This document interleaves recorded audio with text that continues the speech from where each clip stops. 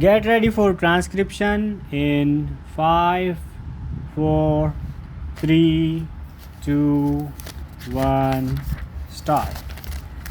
I feel it a great honor to inaugurate this memorable session of the World Forestry Congress.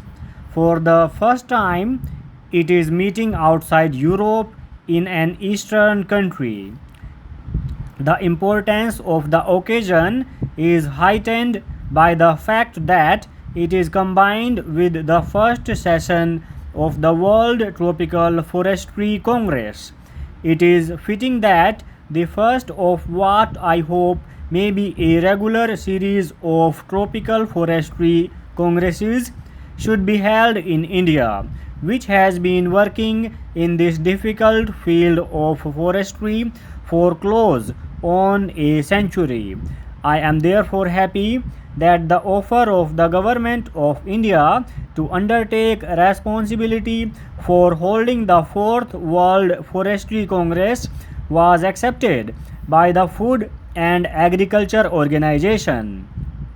That organization has extended its full cooperation in the difficult task of organizing the Congress, for which we are deeply grateful. I believe we have here today as representative gathering of world foresters and technicians connected with wood-based industries as has ever assembled in any place before. Delegates from 51 countries and representatives of a number of organizations such as the Food and Agriculture Organization, UNESCO and ILO are present at this inaugural session. It is a matter of gratification that even countries which are not members of the FAO have considered the Congress important enough to send strong delegations to participate in its discussions. In the name of India, I extend to all the members of the Congress a most cordial welcome. Many of them have taken part in the excursions which were organized in the different parts of the country. I hope they have been able to see something of our forestry activities and of the art and culture of this ancient land. It is appropriate, I think, that the Congress meets at Dehradun, which is universally recognized as the headquarters of Indian forestry. The Forest Research Institute, in whose convocation hall we are assembled today, is one of the oldest institutions of research and education in the country, dating back as it does to 1878, when it started as a modest school for training forest rangers. During the 3/4 of a century of its existence, it has played a leading part in the development of Indian forestry. I believe its work is not unknown in international forestry circles for the betterment of a forestry infrastructure.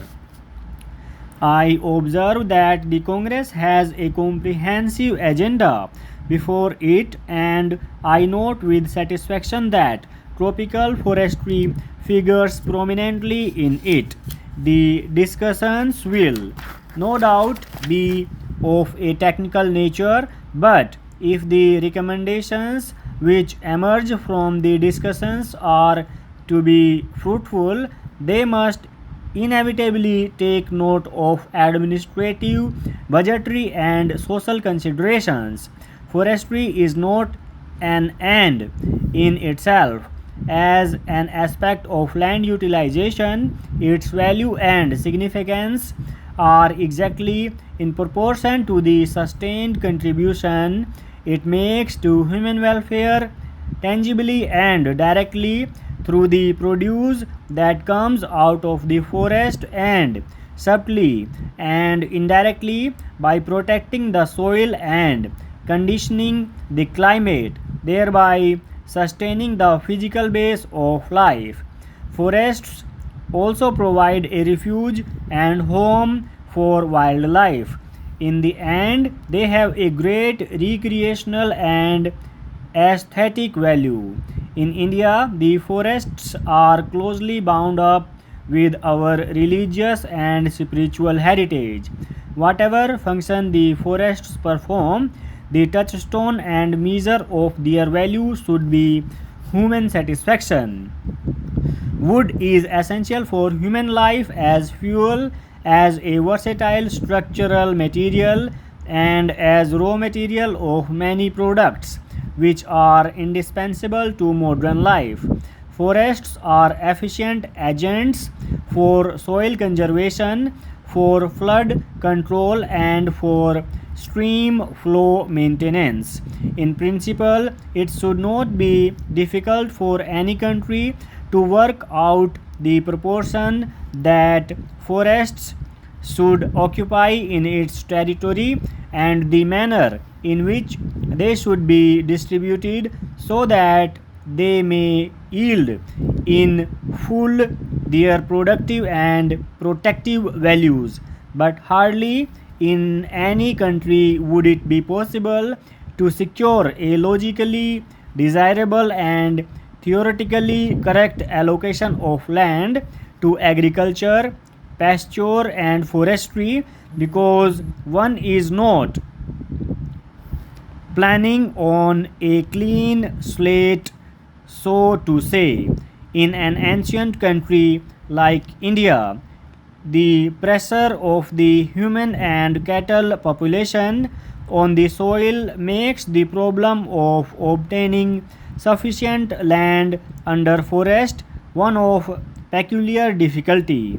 An approach to the target fixed can often be made by afforesting waste lands, by rehabilitation of waste woodlands, and by encouraging village forestry. There are, however, limits to what can be done in these directions. Every country has to strike a balance between the competitive claims of agriculture, animal husbandry, and forestry for use of the land for productive purposes, and this balance must in the last resort be based on considerations of what is practically possible in a given set of conditions rather than on what may be theoretically desirable. In the older countries, it may happen that the area under forest plus the area available for afforestation is less than what is considered the desirable minimum now. A special program for the production and development of seeds was announced in September 1988 by the Honorable Prime Minister.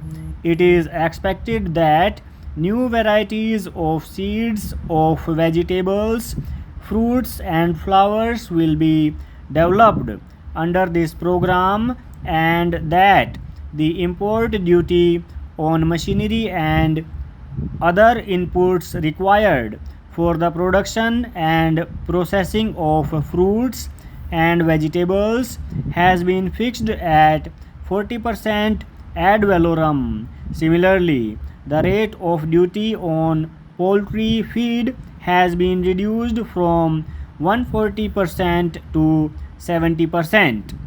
You are aware that subsidies were hitherto being given on fertilizers. I think that the steps which have been taken by the Honorable Prime Minister for increasing the production will have their positive effect, and the farmers will be more successful in their efforts to increase agricultural production. The House is aware that due to the drought conditions, our food grains production fell down considerably last year, but this reduction was much less than what was apprehended. This reduction was only by 3% as compared to that in 1986-87.